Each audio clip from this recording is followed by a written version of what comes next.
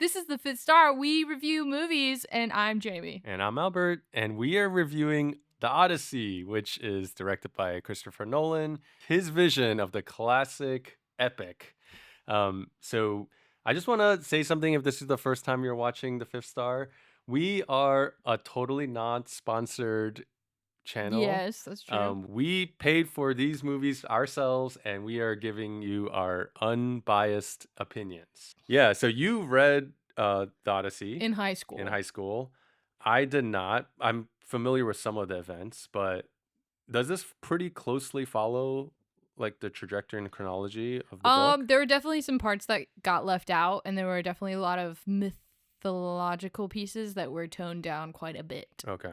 For instance, like the gods are a lot more a part of the story In the original. in the original, yeah, Yeah. than they are in this. Okay, well then why don't we start with positives? What Okay. are your biggest positives that you had of the movie? So I think my biggest positive was like the scale of the movie. Mhm. It was very big, very epic, like everyone's saying.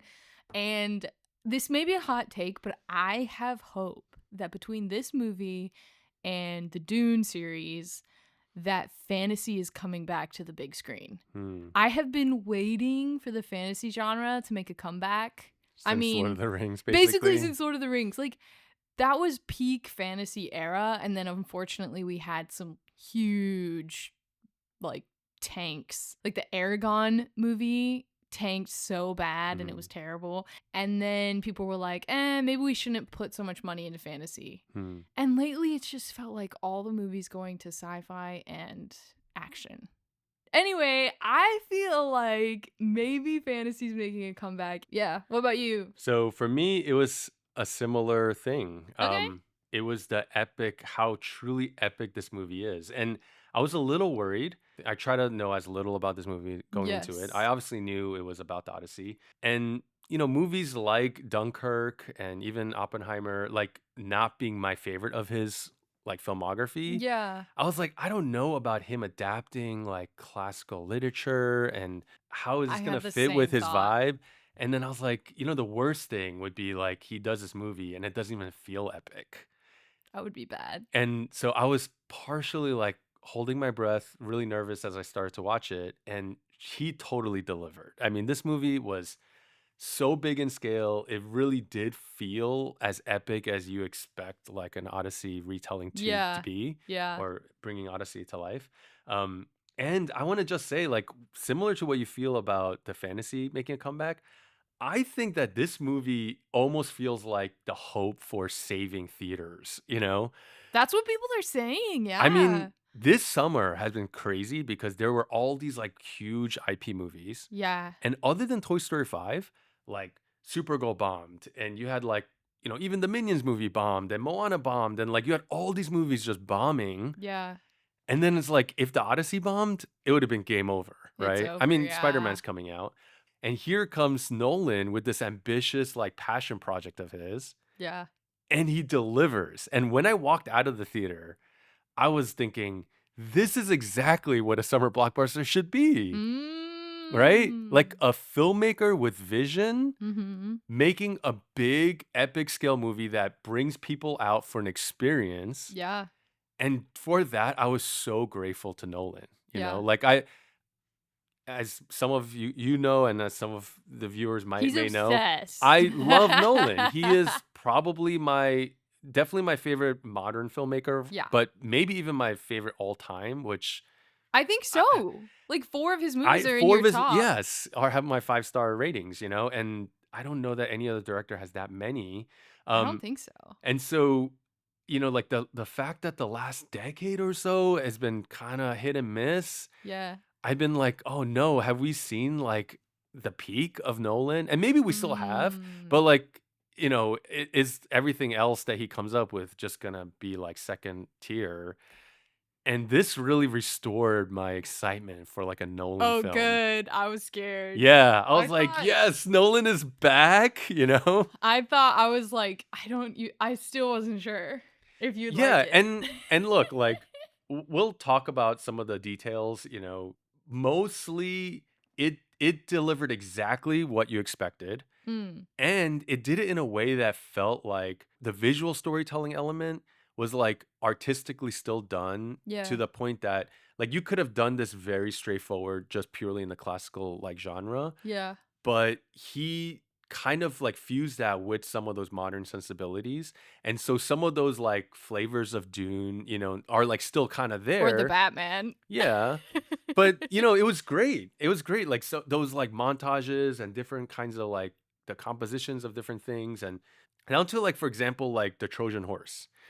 How many versions of the Trojan horse have we seen through drawings and whatever, all these things where it's like sitting and then like on wheels and it's just being rolled in?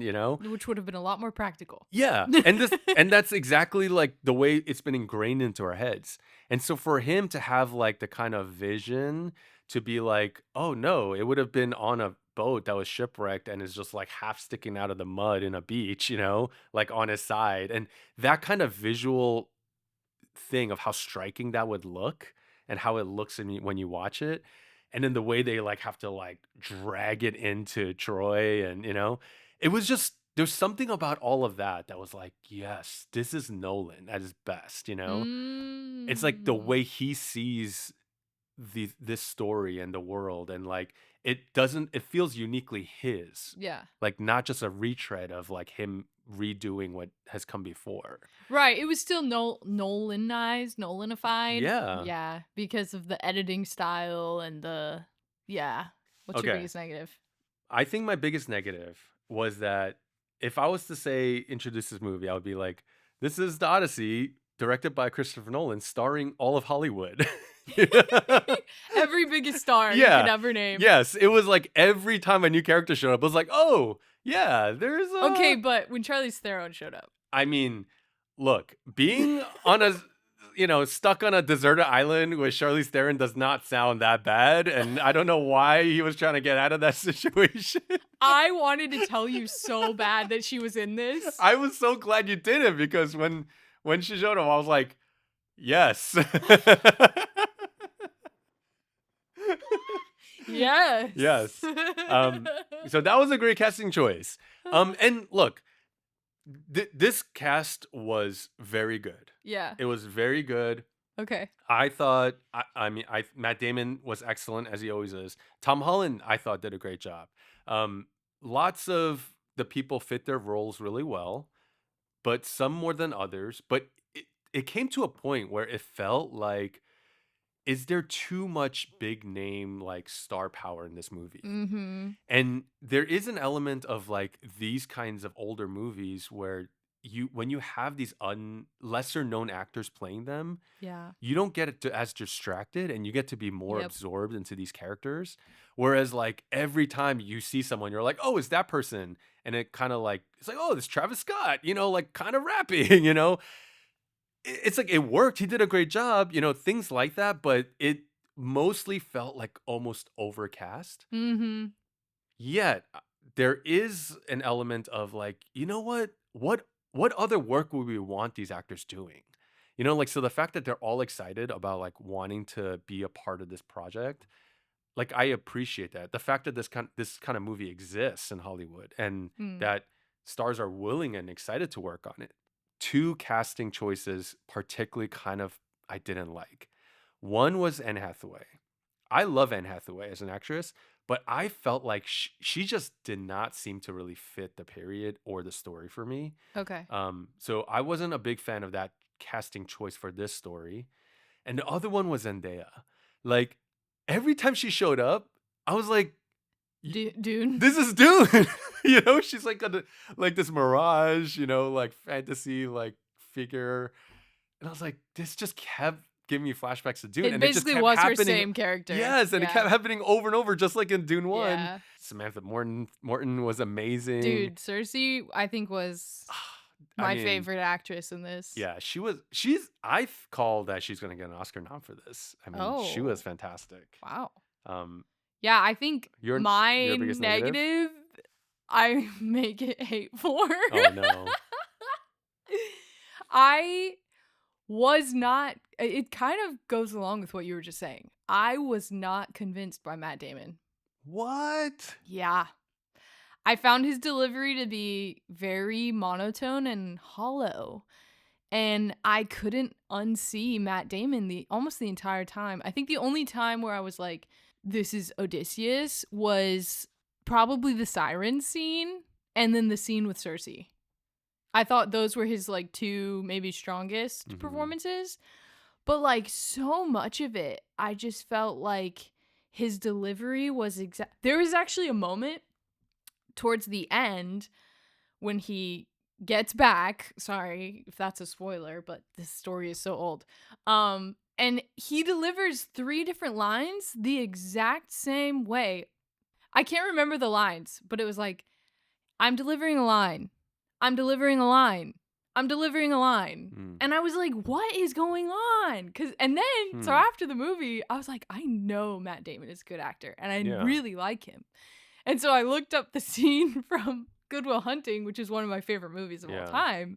And he immediately like embodies that character like so well. Yeah. And like so believable that I was just like, dang, I wish Matt Damon wasn't in this movie. I wish it had been somebody else.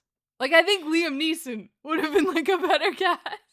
Even though he's probably too old. I mean, he is too old, but he would have been such a good Odysseus. I mean, he would have done great too. He's also theatrically trained, right? So that would have been a natural fit. And you know what? Maybe it was the American accents also that I didn't like. Yeah. I mean, but I think that's part of like what I was saying, where this is Nolan's like vision of it, right? Yeah. Like when you have... It just kept taking me out though. Yeah. Like when you have characters dropping like F-bombs and saying daddy and stuff like that. Oh my gosh. You know? That killed me. Yeah. Things like that. You're like...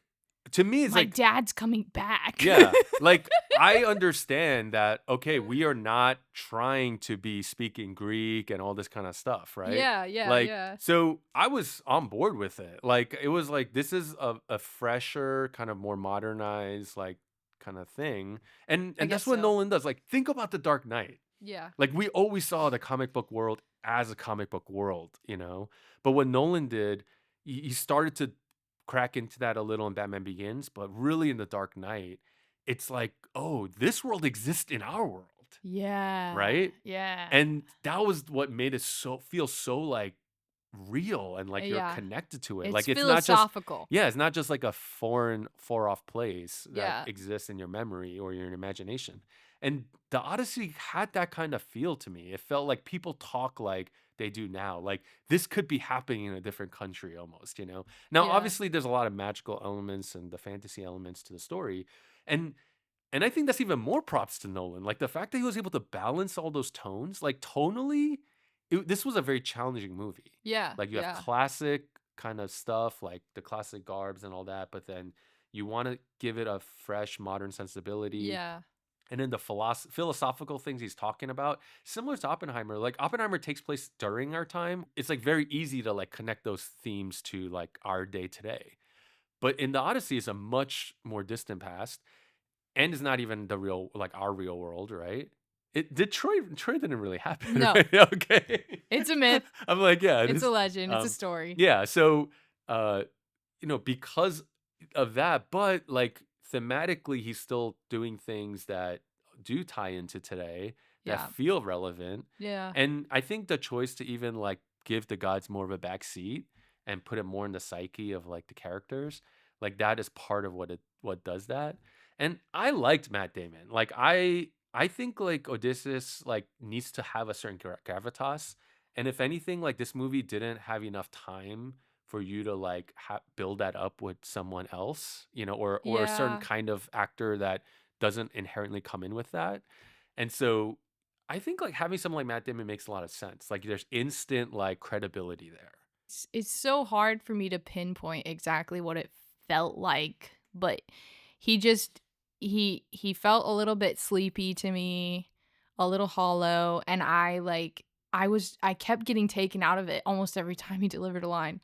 I mean, that's how I felt about Anne Hathaway. I could not unsee Anne Hathaway and see her like, this feels like a period drama, like rom-com or something, you know? I think like straight up, like you're coming from. Straight up, she's like ugly crying and everything, like you might see in a rom-com. Yeah. And it's like, I don't know about this. I did like her performance.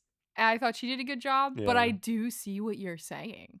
And I And think it's and because this might be the element of it's too star studded, right? mhm. So that I think the you're right. the name of the and the recognizability is kind of like a hindrance. Overshadowing. Yeah, Yeah. overshadows the character and how much you can be sucked into it, right? Yeah. Because similar with Tom Holland, I thought he did a great job, but you still can't unsee that it's Tom Holland, right? Yeah. And it's like, oh, in 2 weeks I'm gonna see you again. It's for Spider-Man, you know. Yeah. Um, but I And do Zendaya. think, yeah, but I do think that largely overall, the cast was really good.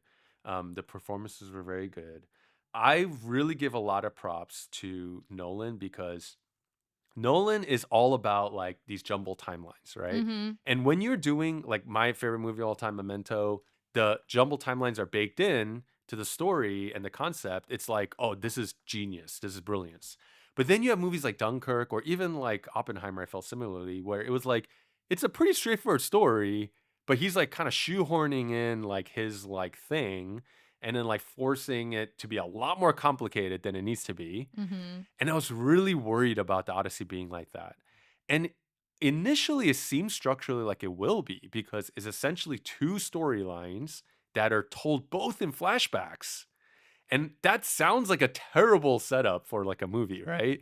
Like a movie should not be mostly in flashbacks and you shouldn't have Mm. like going back and forth. And Mhm. yet in this movie, it felt really like well done and it felt restrained.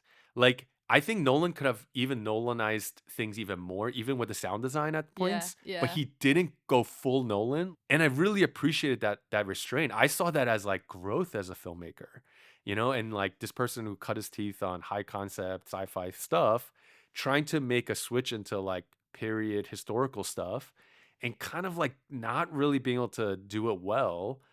And in this movie, he kind of figures out that line, how to toe that line.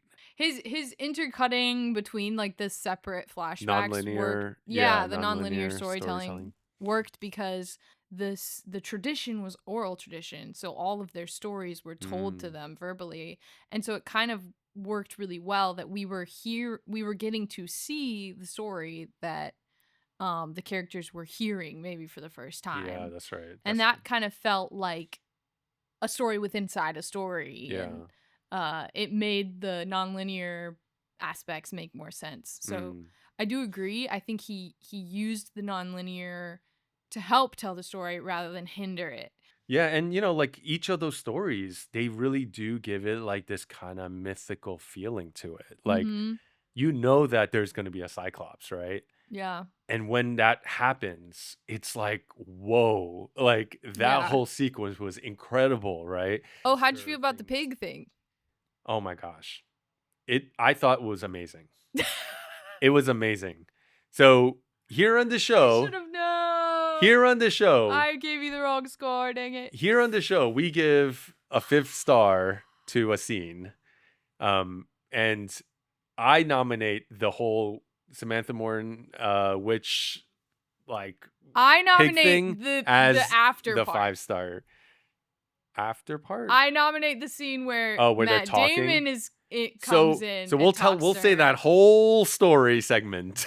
I didn't even watch the other part. It was I closed my eyes the I whole was time. like, here's a movie that's like a classic mythical like story, and right in the middle of it is a straight horror sequence that's just done so well. I'm like, this is like the real life version of like the Spirited Away when the parents like turn into pigs and stuff. But like, however, that mix of practical and CG of it was so good. It was so gets under your skin in a way that makes it so impressive. So many of those segments of those stories that are told in and of themselves, like individually, each component of it are so good that I walked out thinking I don't know that anyone's ever going to even try to make another Odyssey movie after this.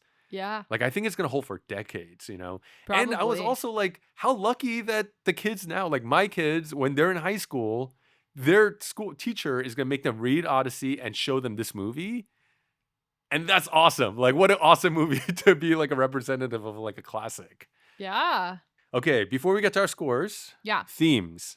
This is one area where I did feel a little bit like this film could have potentially gone even higher, like been more incredible. But thematically, I felt like it was a little off. Um, Hmm. I got like two main different themes, but they seem kind of muddled. But Yeah. I wanted to ask you, like, what did you think of the themes? What were the kind of main interesting themes that you were getting from the movie? I mean, aside from the obvious ones of Is there an obvious PTS, one? well, I think PTSD and like fatherhood. I mean, I've seen other people talking about this. That this is sort of a retelling of Oppenheimer and Interstellar. Oh, interesting. Like if you I could combine see both of that. those plots, Yeah, it's I it's this definitely. movie Yep. because he leaves his child and then, but also he does this horrible thing that haunts him and he becomes the sea people, right? Which everybody's afraid of. So it's like, in a way, he's become like the bad guy. But I do see the muddledness because I was super confused. He comes back as the beggar and he's like, I killed innocent people and I've been haunted by this guilt and all that. And then the very next scene, he just kills a bunch of people. And I was like, okay, I mean, I guess these are bad people that he's So like he doesn't killing. feel bad about So it. he doesn't feel bad about it. But I'm also like, I thought Athena was like, peace, we're done. Like, and Yeah. additional spoiler, in the actual Odyssey, all the suitors' families come to take revenge on Odysseus for what Oh, he's done. got it. And then Athena's like, no, and she breaks the Strikes them down. cycle. No, she just Oh, stops them oh. and it breaks the cycle. But it's like, Hmm. why did Athena have to break the cycle? Why didn't Odysseus break the cycle? Anyway. Well, that would make more sense thematically because I also saw that as one of the main themes of Mm, like the morality or the immorality of war, right? Like the yeah. banality of war we've talked about in the past. So and how yeah, like this heroic thing, this thing of brilliance of the Mm-hmm. Trojan horse, that we still refer to this day, right? The atomic bomb. Yeah. Um, that there is this kind of dark side to it, right? Where once that they got in, what happened? Mm-hmm. And when he sees the unleashing of what people will do when they have no accountability, Unrestrained. yeah, like the unrestrained space to kind of let out all their urges and desires, like what they do with that, right? And it's mostly bad. It's if not all bad. And what comes out from the human condition often is not great. Yeah. And like him being able to see that and be shocked by that and then now feel the guilt of all of that. But yeah, then he does just go and slaughter a bunch of people, right? And it's almost the exact same thing where And they're locked in and yeah, and it's in a way that I thought the way this because I don't know the original story, like I thought it seemed like he was going to quietly ride off into the sunset because by revealing himself, it seemed like it would complicate things, whereas by making people think that he had died, that he can say his goodbyes quietly to his loved ones mm-hmm. and let his son assume the throne. But then all of a sudden he goes, I'm Batman and just destroys everybody, right? Yeah. And Like, I was like, I yeah, like get that has he really learned his lesson this or is has how the he? original story goes, but Yeah, like, but Nolan was I don't trying know. to put like that PTSD and kind of like that stuff into it, but it's Mm-hmm. not consistent. Mm-hmm. And similarly, the other big thread that I was seeing was this idea of like fate and religion versus like free will and control. Yeah. So oftentimes there's prophecies and the gods say this, and Odysseus is like saying things like the gods help those who help themselves. And he's like, I refuse to let that happen. And yet he's like praying to Athena, and people, his shipmates recognize he's praying to Athena and calling him out for it, right? And saying Yeah. like you're being inconsistent. Like you still have some kind of faith or belief. He believes in the way of Zeus, right? Like so he's not totally like disconnected from any understanding of the Moral divine law. or yeah. So Yeah. it's like, so what is he? So in the end, when he kind of is like, oh, I've finally given myself over to fate, handed myself over to fate, it doesn't feel like he's really grown that much. It seems like, Yeah. Yeah.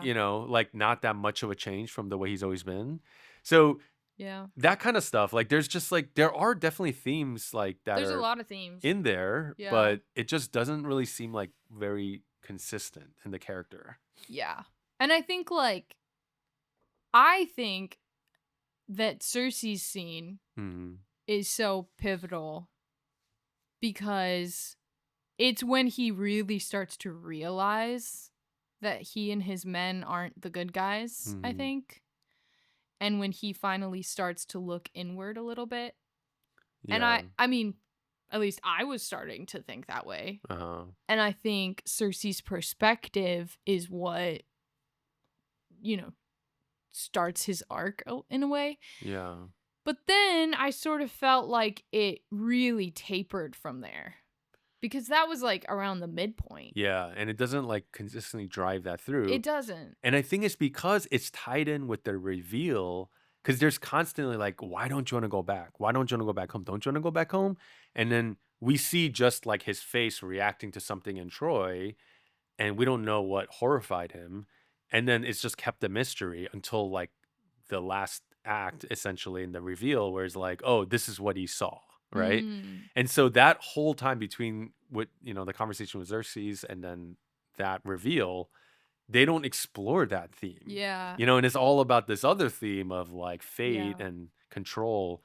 I kind of think it would have been stronger if he from the beginning was more of a like irreligious, I am a great warrior, I'm a great king, look at what I can do with my own ingenuity, my power and skill, and I can thwart the gods and all this kind of stuff. And he has that kind of attitude until he's kind of broken down. And then in the Yeah. end, he That could be. finally like realizes there's only so much he can control. He can't save everybody, and then he Yeah. learns to like let that guilt go. And then it would have tied in better with the whole episode that he has with Calypso, and why he wanted to forget. I Well, and mean, I it's think the it's there. forgetting Lotus thing was really well done Yeah. because it was like it's what we do with trauma and PTSD, but then you never really heal, and I think that explored those themes really, really well. I think the whole thing with Athena that's so complicated is that in the original story she plays such a big part. So then the choice that he made to make Athena essentially be one of the victims, at least Yeah. her face, Yeah.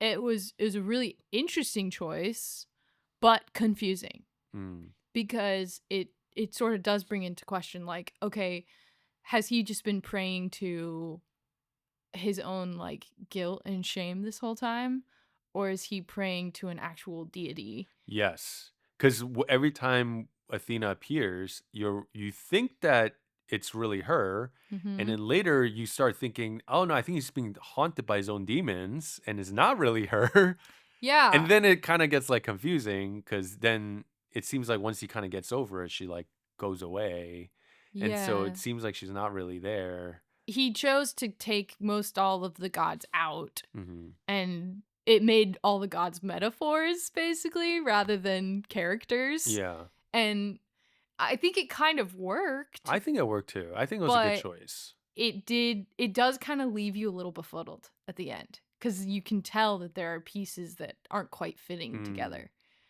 Um, Yeah, I because mean, those characters act as bridges for a lot of those pieces, I think. yeah.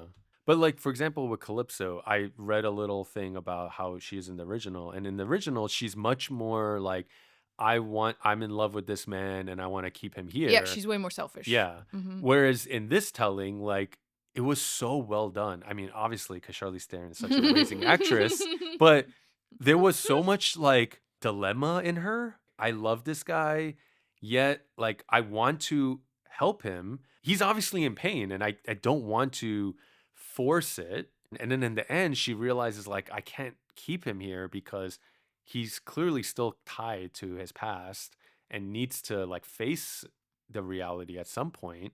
Like you were saying, like you can't just Yeah. forget it and shove it down forever, right? And so it's like begrudgingly and in sorrow that she like kind of brings him back out of all of that and Yeah. starts to reveal everything that so that she can help him go off and find his way, you know? Mm-hmm. And it was so like, I don't know, so moving. Like it was a really genuine kind of struggle that Yeah. came across. I liked that choice And too. there was so I think there was a lot more depth he added there. There's a lot in the story, and so part of it is like maybe it's just so hard to wrangle all that down. Yeah. And I will say, like the first time I watched The Dark Knight, like I didn't see all the connections. And so the second time I watched it really clicked thematically, and I was like, oh my gosh, this is amazing. It's like perfect. So I think if I watch this again, looking out more specifically for themes, maybe it'll all click better. Yeah. Yeah. I've thought that too. Or I'm like, maybe I'll get over Matt Damon's delivery and just be able to enjoy the movie. Okay, so getting to the 5th-star scene, we both said the whole Xerxes episode. Cersei, sorry, episode. But another one could be like that little moment where he finally sees the dog. The dog finally meets the master again, and he says, oh yeah, farewell. that did tear me up a little. Yeah, I did tear up. And I think like Matt Damon, like in that kind of moment, like he. No, really... I actually was more tearing up for Tom Holland's performance. Oh, there. really? Yeah, like his reaction to realizing it's his dad. You're except like, except when he clearly goes like, "You're my dad." He said father. Oh, he did? At the end, he says father. And I was like, he should have just said father the whole time. Are you my father? I don't know. I forget what the line was. He said something like, you're my father. Yeah, but that one line was like a little too on the nose. But other than that, that whole sequence, that whole scene was like really good. Yeah.